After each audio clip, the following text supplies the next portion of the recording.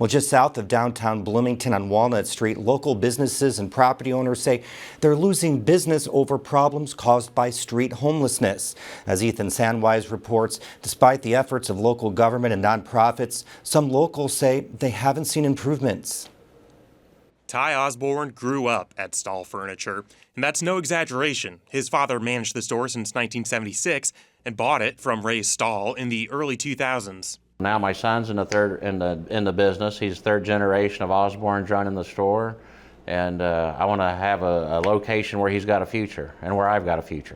That location, he says, isn't Bloomington. Walking along South Walnut Street, you'll notice a lot of empty lots and storefronts.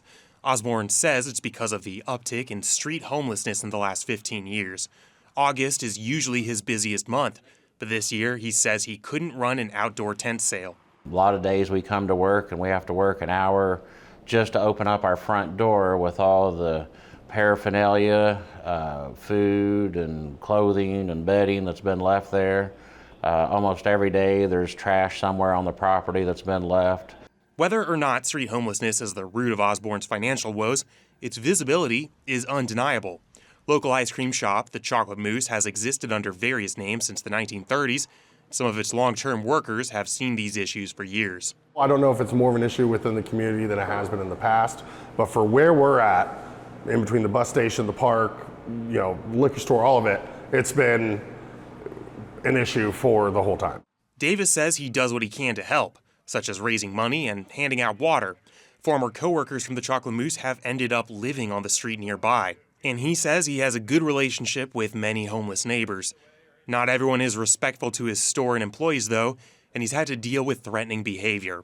But Davis thinks the city is on the right track. It just takes time. It's not going to happen overnight. And I think it's going to be a whole community effort to really get things to continue to move forward in a significant way. Overnight change might not be a realistic expectation, but for businesses that have dealt with the side effects of homelessness for years, frustration has reached a boiling point. Discourse on social media has at points turned against local officials and nonprofits. Eric Spoonmore, president of the Bloomington Chamber of Commerce, says the problem can't be attributed to one organization, but the online conversation reflects valid frustrations. What I'm hearing from my membership is that things are not improving. And this is at a time where we have more resources, more local resources than ever being committed towards street homelessness in the community. The Chamber wants to see clearer enforcement rules for criminal trespass and better communications between property owners and the city. Spoonmore says city, county, and business leaders need to articulate a clear plan, and so far, they haven't done so. I have not seen what that unified strategy is from the leaders who are really there, whose jobs it is to provide that accountability for behavior in the community. But holding people to account for violations such as trespass and littering is complicated for a few reasons, says Forrest Gilmore, executive director for Beacon. He runs the Shalom Center, a day shelter for unhoused people on South Walnut. These are, crimes that are most definitely troubling and annoying and challenging, but they're not necessarily dangerous. They're just nuisances. When someone reports camping on private property, police will issue a warning and a trespass form. Depending on the number of people, moving them can take time. Arresting people for nuisance crimes, says Mayor Carrie Thompson, won't solve the issue.